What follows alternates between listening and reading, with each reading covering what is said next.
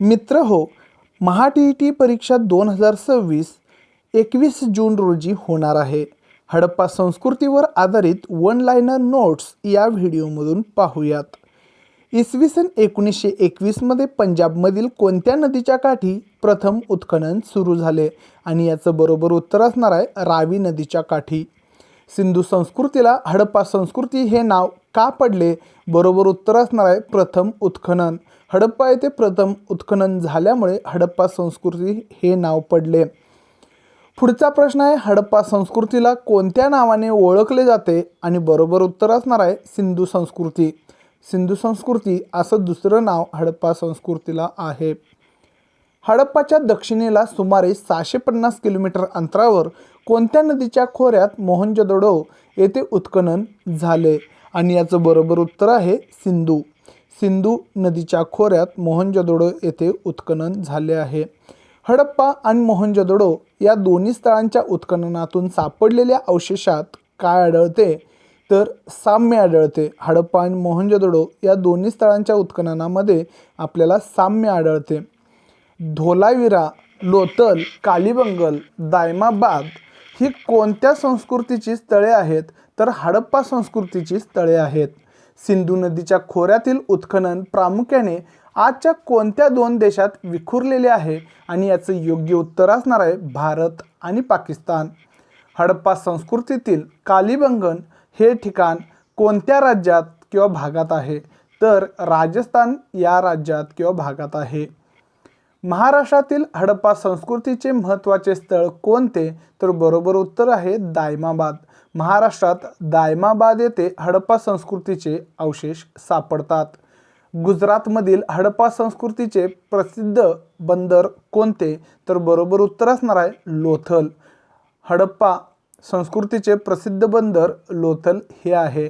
आता महत्त्वाचे तथ्य बघा, हडप्पा रावी नदीच्या काठी आहे आणि 1921 साली येथे अवशेष सापडले आहेत. मोहनजोदडो हे सिंधू नदीच्या काठी आहे. नकाशा निरीक्षण केल्यास हडप्पा संस्कृतीचा विस्तार भारताच्या वायव्य भागात आणि पाकिस्तानात मोठ्या प्रमाणात दिसून येतो.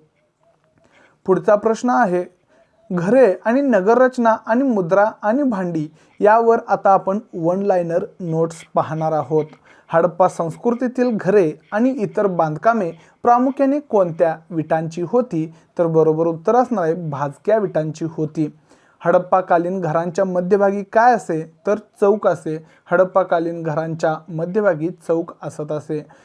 सांडपाणी वाहून नेण्यासाठी कशाचा वापर केला जात असे? तर बरोबर उत्तर आहे पन्हाळी, म्हणजेच मातीच्या भाजक्या पन्हाळींचा उपयोग सांडपाणी वाहून नेण्यासाठी केला जात असे. हडप्पा संस्कृतीतील रस्त्यांवरील गटारे कशी होती? तर झाकलेली होती. हडप्पा संस्कृतीतील रस्त्यांवरील गटारे ही झाकलेली असायची. हडप्पा संस्कृतीतील रस्ते एकमेकांना कशात छेदत असत? तर योग्य उत्तर असणार आहे काटकोनात छेदत असत. नगरांच्या प्रत्येक विभागाला काय केलेली असे? तर तटबंदी केलेली असे. नगरांच्या प्रत्येक विभागाला तटबंदी केलेली असायची. हडप्पा संस्कृतीच्या मुद्रा प्रामुख्याने कोणत्या आकाराच्या होत्या? तर बरोबर उत्तर असणार आहे चौरस आकाराच्या होत्या. हडप्पाकालीन मुद्रा कोणत्या दगडापासून बनवल्या जात असायच्या? तर स्टिएटाईट नावाचं जे दगड आहे त्यापासून हडप्पाकालीन ज्या नाणी आहेत त्या बनवल्या जायच्या. मुद्रांवर कोणत्या कल्पित प्राण्याची आकृती पाहायला मिळते? तर बरोबर उत्तर असणार आहे एक शृंग. युनिकॉर्न हे मुद्रांवर असायचं, म्हणजेच हा एक प्रकारचा घोडा असतो आणि त्याला एक शिंग असतं.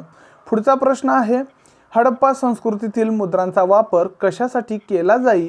तर बरोबर उत्तर आहे ठसा उमटवण्यासाठी. हडप्पा संस्कृतीतील मुद्रांचा वापर ठसा उमटवण्यासाठी केला जायचा. आता महत्त्वाचे रिव्हिजन पॉईंट्स पाहूयात.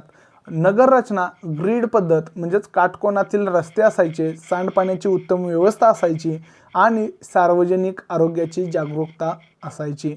तर मुद्रांवर प्राणी जे आहेत ते बैल, म्हैस, हत्ती, गेंडा, वाघ यासारखे वास्तव प्राणी आणि एक शृंगासारखे काल्पनिक प्राणी देखील मुद्रांवर असायचे. बांधकामासाठी भाजक्या विटा, कच्च्या विटा आणि दगड हे साहित्य वापरले जायचे. आता आपण पुढच्या भागाकडे वळूया, भांडी आणि महास्नानगृह यावरचे वन लाईनर पाहूया। हडप्पा संस्कृतीतील भांड्यांचा लाल रंगाच्या पृष्ठभागावर कोणत्या रंगाने नक्षी काढलेली असायची, तर काळ्या रंगाने नक्षी काढलेली असायची।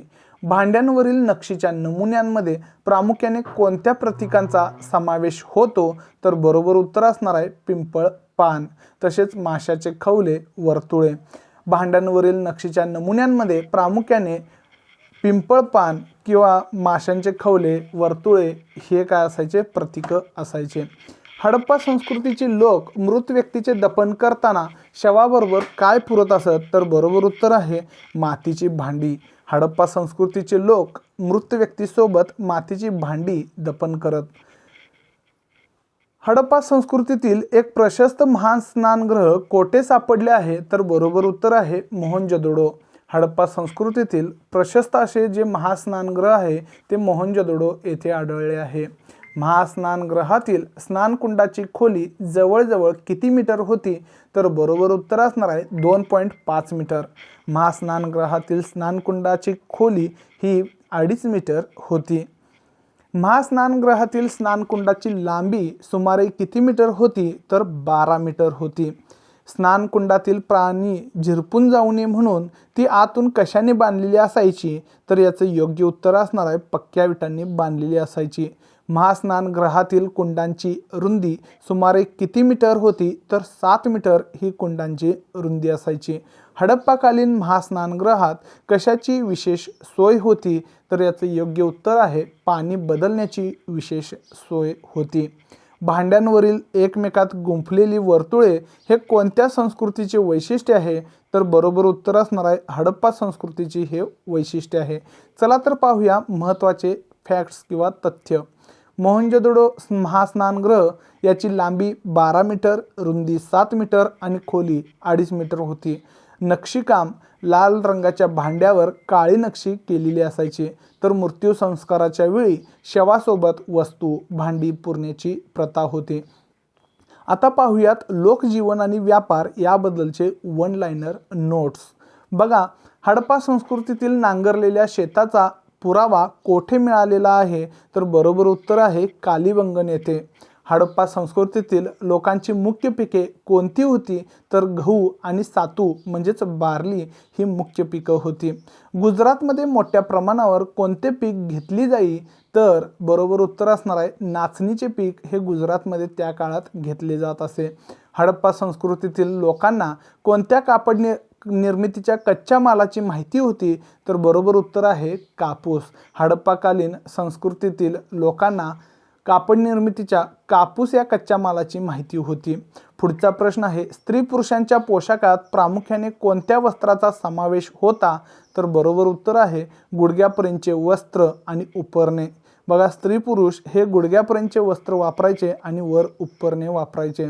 पुढचा प्रश्न आहे हडप्पा संस्कृतीतील स्त्रिया कोटपर्यंत बांगड्या घालत असत, तर दंडापर्यंत बांगड्या घालत असत। पुढचा प्रश्न आहे